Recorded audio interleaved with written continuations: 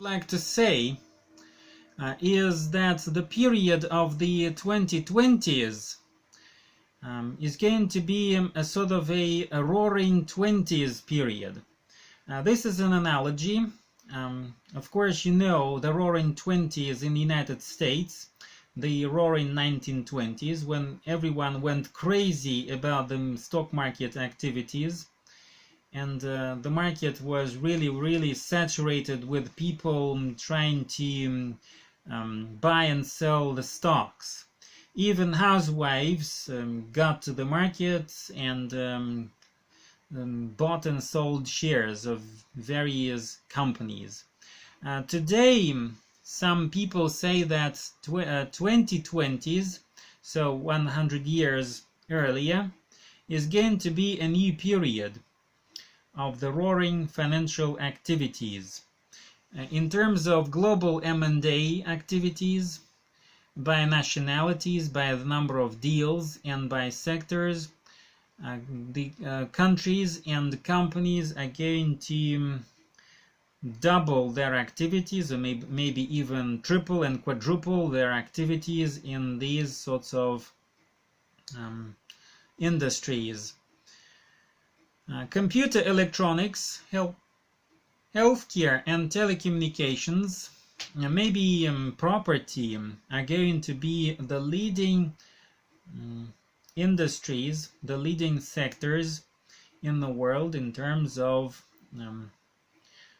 global mergers and acquisitions. The countries behind the largest deals are going to be the United States, of course, China, Britain, France, and Japan. Maybe Australia and Canada, like they say here. The acquirer countries, of course, the acquirers are going to be the United States and China. However, due to international sanctions, like I said before, Chinese companies are not really so successful. I think this is one of the explanations why Chinese companies are not the global leaders in the mergers and acquisitions activities, because the United States, the European Union are trying to keep away from Chinese investments. The reason why they do this is that they think that Chinese investments are sort of government-controlled investors, and China is going to spy on the European technology and things such as these. That's the reason why they banned Huawei from constructing 5G networks in the European Union and the United States, because they fear that this country is going to spy and to steal intellectual property in these countries. So this is one of the reasons behind this difficulty and behind this problem on part of the Chinese companies. Due to coronavirus, due to the global pandemics, in 2020 the biggest M&A deals were actually in healthcare industry. If you look at this table with company names like AstraZeneca, for example, so this is the company which is one of the largest pharmaceutical companies in the world, and there was a very great merger between AstraZeneca and Alexion Pharma. Alexion Pharma paid almost $40 billion for AstraZeneca. AstraZeneca paid almost $40 billion to buy Alexion Pharma, and these companies together made one of the largest pharmaceutical companies in the world. The reason why this is so is that the pharmaceutical companies are trying to combine forces and trying to manufacture the most effective vaccine that's going to be the savior of the global economy in 2021. Billions of dollars are on the stake here. The United States, Great Britain, Germany, even Russia are trying to take part in this global competition. Russia, of course, is not a very competitive country in this sort of market, not because it has no ideas and no technologies, no healthcare technologies to produce an effective vaccine, but because Russia does not have much resources to produce pharmaceutical goods, pharmaceutical products, medicine. We export too many resources, too many ingredients from other countries, and our pharmaceutical industry is really dependent on countries such as India and other Central Asian countries, even Tajikistan or Uzbekistan, in terms of resources, in terms of raw materials for the production of the medicine, of the medical pharmaceutical products. Also, Russia is not certainly a leader in terms of personal equipment manufacturing capacities. China, I think, would be the largest country in terms of personal equipment manufacturing capacities. And as for the companies in Europe and the United States, in Japan, I think they are going to take part in the final stages of producing the most effective vaccine. I think this vaccine is still going to be produced. What we have to hear today is not the last word in science, because to produce a vaccine really takes years. It cannot be, it's not a monthly matter. You cannot make an effective vaccine that's going to kill one of the most serious pandemics in the human history in a matter of months or just 2020 or 2021. So it's going to take maybe 2 or 3 years to produce an effective vaccine, and maybe there will be a number of companies. He would make some sort of a merger, and this merger will lead to the production of the most effective vaccine.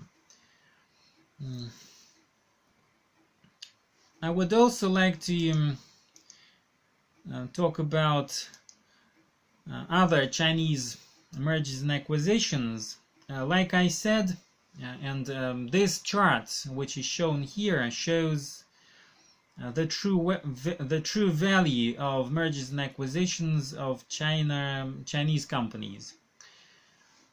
2016 was the most successful year for Chinese companies in terms of international mergers and acquisitions.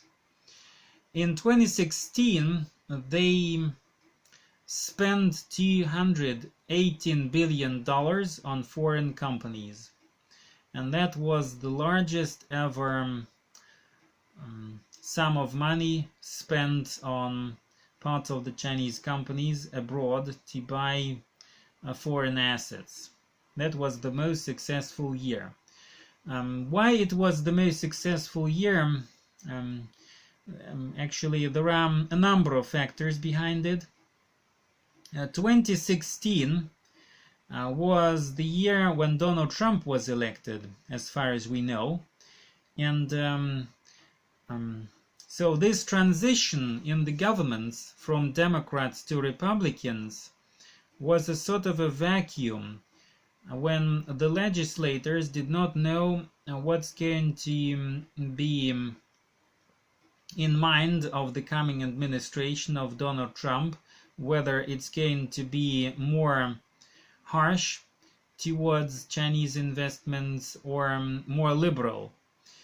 And as far as we know, Donald Trump became really harsh against Chinese investments, and the United States sanctioned many companies from China. Later, the United States initiated trade wars with China. That was back in 2018. The large-scale trade war between China and USA just started, and later in 2019 it really accelerated.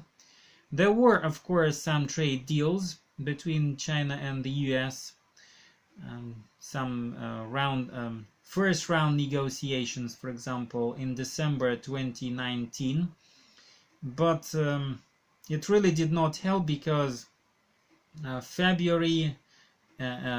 January actually, early January brought with it a new sort of a threat, these global pandemics, and the countries really try to distance themselves from each other, and that was another reason for this dramatic downward slide.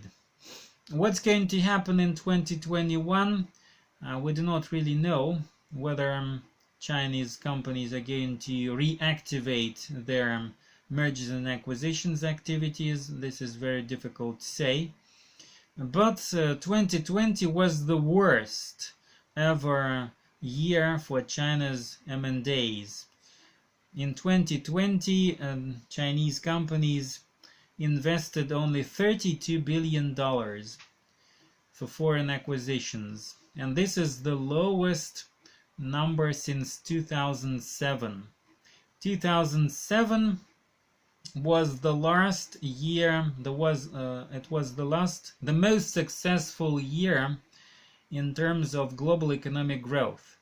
That was the period just before the global financial collapse in the financial markets, when each and every company suffered great losses. There was almost the same situation, just like we've seen during the pandemics crisis, the corona crisis, that hit really dramatically all companies across the world and all countries across the world. Dealogic, which is a data provider, actually, I think maybe you know that Dealogic is behind the most data of mergers and acquisitions across the globe. It's the most competitive, it's the most competent data company in terms of providing mergers and acquisitions data. Of course, we've got also Bloomberg, but Bloomberg is more specialized in pure financial data on the stock markets, foreign exchange markets, commodity markets. But Dealogic is actually the company behind the most accurate data about mergers and acquisitions. So sanctions, the pandemics, trade wars, these things combined led to China's investments really collapse in the previous 4 to 5 years.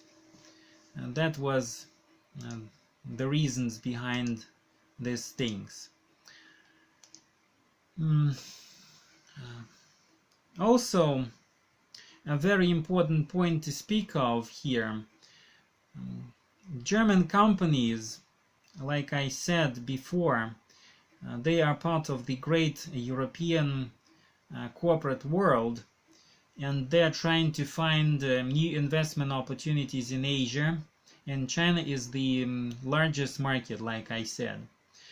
German companies, German TNCs, German largest companies, middle-sized companies, they all go to China because China promises the highest returns. It promises the largest investment opportunities. China's shares and China's assets are growing in value. They just skyrocket, and they bring more profits than the United States or any European company can promise in a matter of years. So Europe is very, very interested in making investment deals, in making trade deals with China. And certainly Europe is less interested in sanctioning China than the United States. The United States, I think, is going to be the driving force behind the international sanctions against China, still during the Biden administration.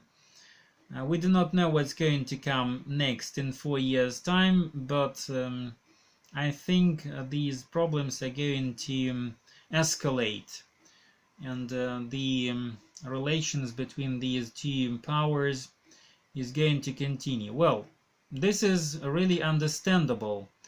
China today is the economy number 2, maybe even number 1.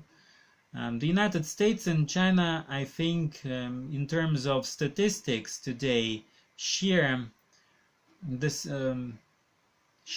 top place, the top position in terms of goods manufacturing, in terms of service manufacturing. But China is, of course, is no rival to the United States in many other spheres. So it does not mean that China is going to surpass the United States as the global leader.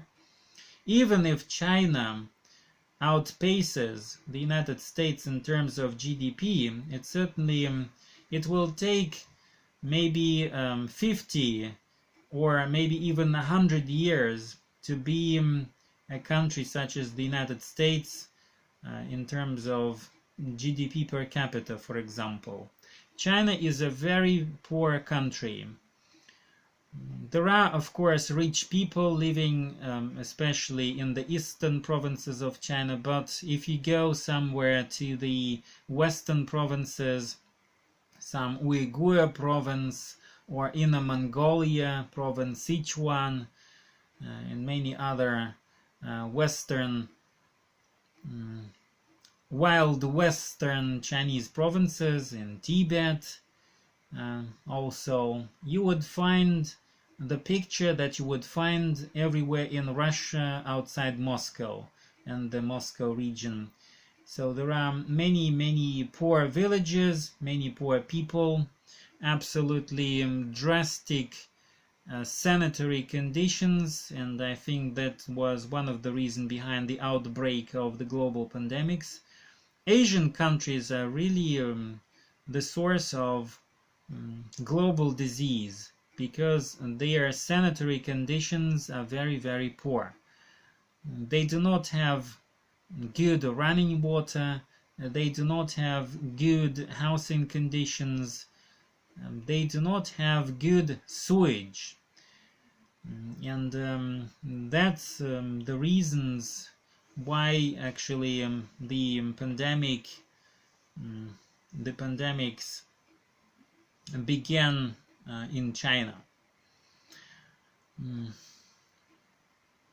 India, Bangladesh, so each and every country with the population density such as China's or India's, they're certainly very dangerous countries in terms of disease, the spread of disease and other sorts of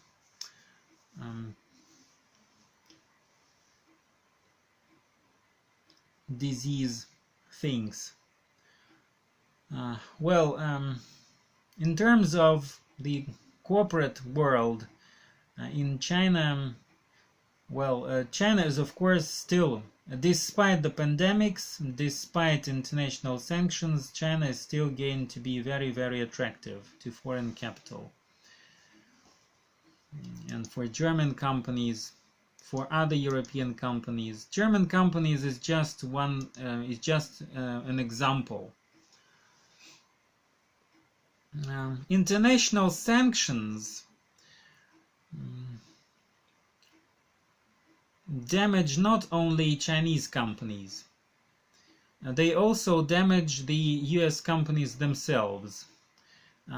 Why is it so?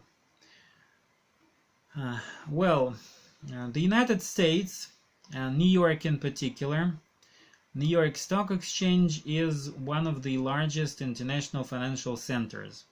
And I said a couple of times already in the previous lecture and even today, that London and New York are the largest global financial centers.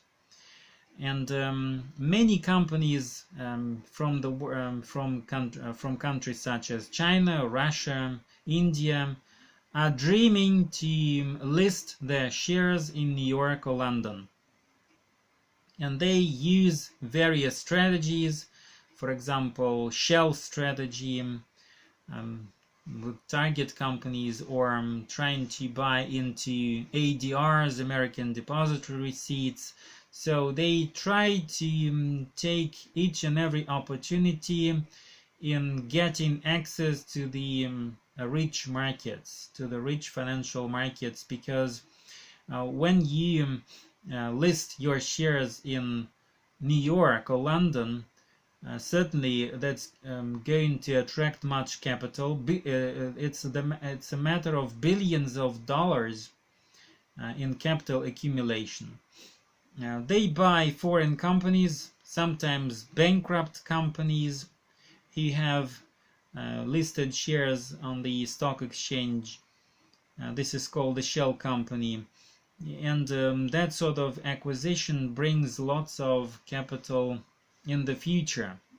It allows a company from an emerging country to issue ADRs of level 3 and 4, and later it may also issue its own shares on the market. But recently Donald Trump decided to, when he was still the president of the United States, so he decided to sanction Chinese companies, banning them access from the New York Stock Exchange. And these companies included the very famous Huawei company, and also Jack Ma empire Alibaba. So these IPOs were banned, and Chinese companies suffered dramatic losses. Their share prices fell on the Hong Kong Stock Exchange and on the mainland stock markets. It only rebounded. The share of Alibaba rebounded only after Jack Ma went viral and went on air and said that he is okay and he's not imprisoned, and that he's going to continue his activities in this company. And this news, he said nothing about the business activities, he said nothing about some technological advancement in this company, but the news that he is still alive and that he is not in prison in somewhere in China, this news made the share price of Alibaba go up. But this is just one example. China's government bans, not only US government bans Chinese companies from making IPOs, this is also done by the Chinese government itself. For example, recently, as far as January, the mid-January, Chinese government decided to ban Huawei and Alibaba from issuing their shares on the stock market in Shenzhen, and Hong Kong, if I'm not mistaken. So they lost billions of dollars. They could have accumulated these billions of dollars by attracting more capital, but they couldn't do that due to international sanctions in the United States and even the activities of their own legislators in their home country. In New York, China's companies have the total market capitalization of over $2.2 trillion US. Just imagine what would happen if all China's companies go away, leave the US markets altogether. What's going to happen? This is going to, of course, damage the business activities in the United States. It's going to damage its reputation as the world financial hub, as the largest global international financial center. You see that S&P 500 index, this is a very good index. It's an index of the largest American companies, but its performance is far behind the performance of China's listed shares in US only, and China ADR index, S&P BNY Mellon, which is a bank. So that means China shares still promise much future returns, and investors in the United States and Europe are really interested in making investments into China's shares. So if the Biden administration continues the same policy just like the Donald Trump administration, they're going to have many difficulties, and these problems are going to lead to the fact that the United States maybe is not going to be the largest financial center, because like I said, the number of China's companies in the list of the biggest global companies is getting more and more from each year, from year to year, and that means that more and more companies could invest more money into the foreign markets, and if you ban that, you lose returns and you lose profits. London, which is suffering greatly from the Brexit and from the fact that many TNCs are leaving London and relocating their headquarters onto the continent, somewhere in Frankfurt or Paris. That means the United Kingdom maybe is going to be a sort of a hub now for China's companies in the rich world, because I don't think that today the UK is really interested in banning China's companies from making IPOs in London. Maybe London is going to become a large financial hub for China's companies, and for more China's investments and IPOs there, because they're interested in keeping their world share in financial services, and certainly they would like to recover their lost competitiveness, which they lost during the Brexit negotiations, and after Britain actually left the EU on late and early this year already. So what's coming next? Next comes one more interesting issue about international companies. We live in the world of information, in the world of digital information. The world is becoming more and more digital, especially during the pandemics. And that was very interesting in terms of the things that are happening with data providers such as Wikipedia, Google, or Facebook, who collect huge amounts of data and other sorts of things.